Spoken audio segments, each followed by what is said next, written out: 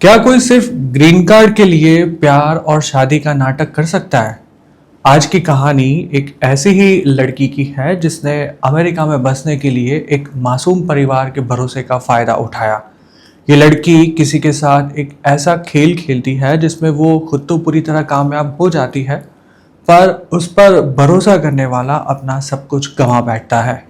Green card के लिए ये लड़की क्या गेम खेलती है और ग्रीन कार्ड हाथ में आने के बाद इस कहानी में क्या ट्विस्ट आता है, ये सब देखेंगे इस वीडियो में। वीडियो को शुरू करने से पहले आपसे रिक्वेस्ट है कि आप हमारे चैनल को सब्सक्राइब ज़रूर कर लीजिएगा, क्योंकि सिर्फ इसी चैनल पर आप जान सकेंगे एनआरआई से जुड़े रियल लाइफ किस्से, जिससे आप भी बहुत कुछ जान और सीख पाएंगे और साथ ही आपकी ज़िंदगी बर्बाद हो जाए ऐसी कोई गलती करने से भी शायद बच जाएंगे। नमस्कार दोस्तों, मैं हूं नवरंग सैन और आप देख रहे हैं टीजीआई। अमेरिका एक ऐसा सपना जिसके लिए इंडिया से हर साल हजारों लाखों लोग निकल पड़ते हैं। कई लोग स्टूडेंट वीज़ा पर जाते हैं, कुछ नौकरी के लिए और कुछ किसी भी तरह बस अमेरिका पहुंच जाना चाहते हैं। लेकिन अमेरिका पहुंचने के बाद सबसे बड़ा सवाल होता है, कुछ भी करके ग्रीन कार्ड कैसे हासिल किया जाए।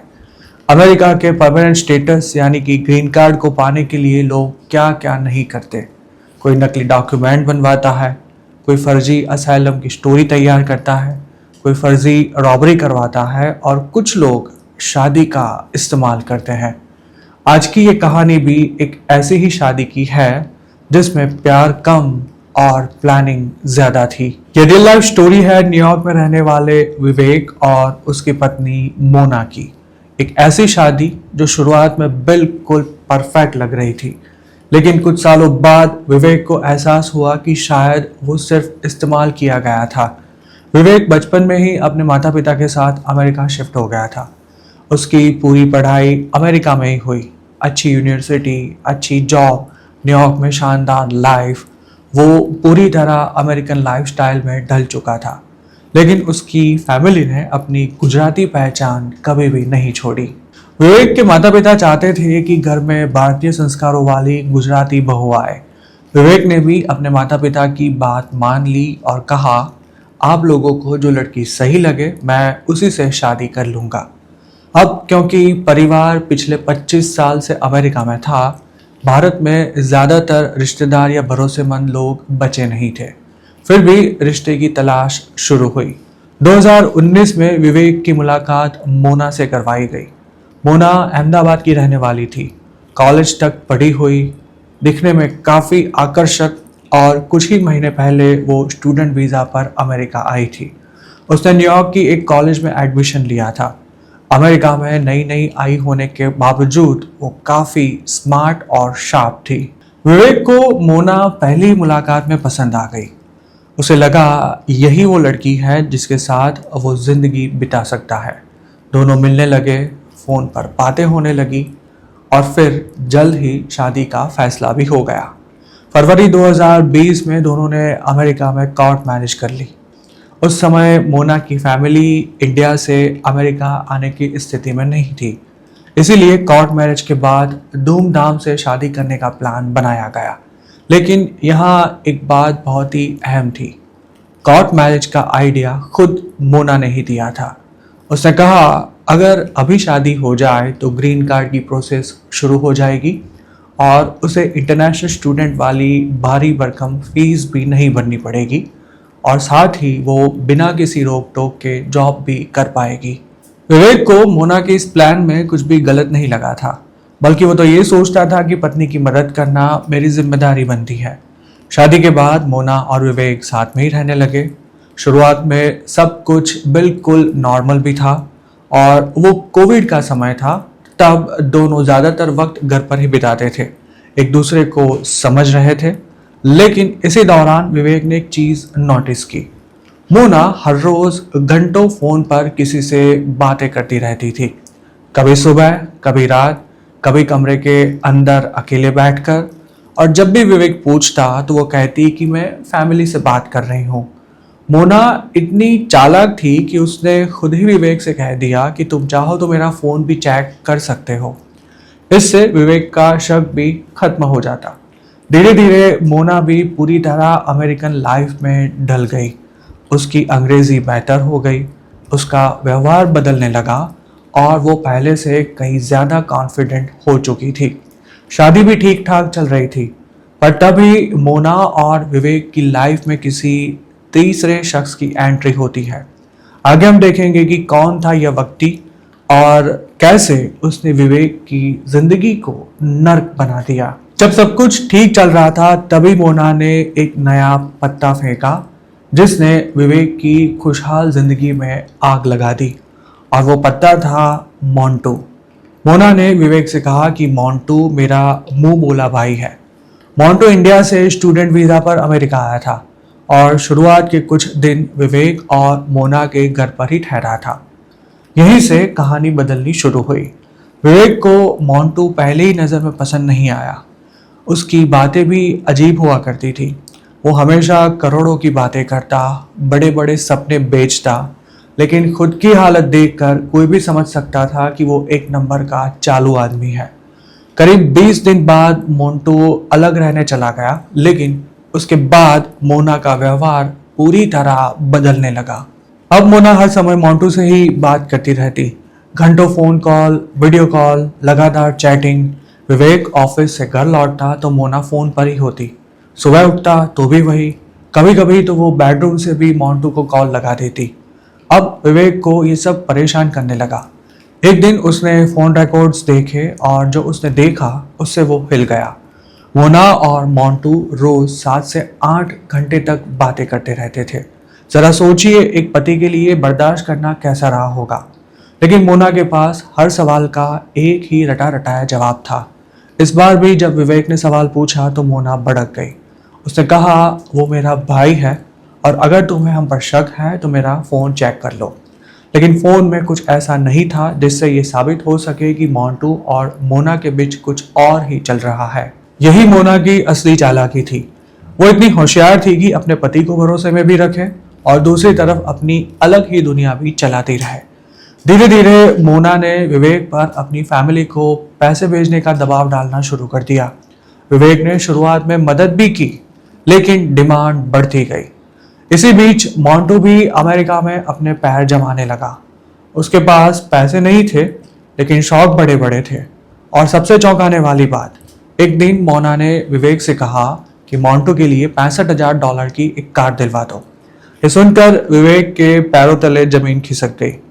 अब उसे लगने लगा था कि मामला सिर्फ मुंह बोले भाई वाला नहीं है, लेकिन वो अभी भी अपनी शादी बचाना चाहता था। उधर मोना लगातार मोंटू को ही प्रायोरिटी दे रही थी। मोना अब विवेक के महंगे कपड़े, उसकी घड़ियां, जूते, सब कुछ बिना उसे पूछे मोंटू को देने लगी। ग्रोसरी खरीदने जाओ तो मोंटू की लिस्ट भी साथ आती, बाहर खाने जाओ तो मोंटू भी साथ, लेकिन बिल हमेशा विवेक ही चुकाता। अब घर में झगड़े भी शुरू हो चुके थे। विवेक ने साफ कह दिया था कि मोंटू इस घर में नहीं आएगा, लेकिन मोना नहीं मानी। कई बार वो खुद मोंटू के अपार्टमेंट में भी चली जाती।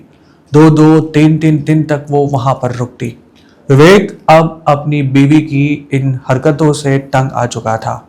उसे लगने लगा था कि शायद उसे इस्तेमाल किया जा रहा है, लेकिन तब तक बहुत ही देर हो चुकी थी क्योंकि इसी दौरान मोना का ग्रीन कार्ड आ चुका था। ग्रीन कार्ड मिलने के बाद मोना का जो रूप सामने आया उसने विवेक के होश उड़ा दिए। ये बदलाव क्या था अब हम आगे देखेंगे। ग्रीन कार्ड आते ही हालात और ज़्यादा खराब हो गए। मोना पहले से ज़्यादा आक्रामक हो गई।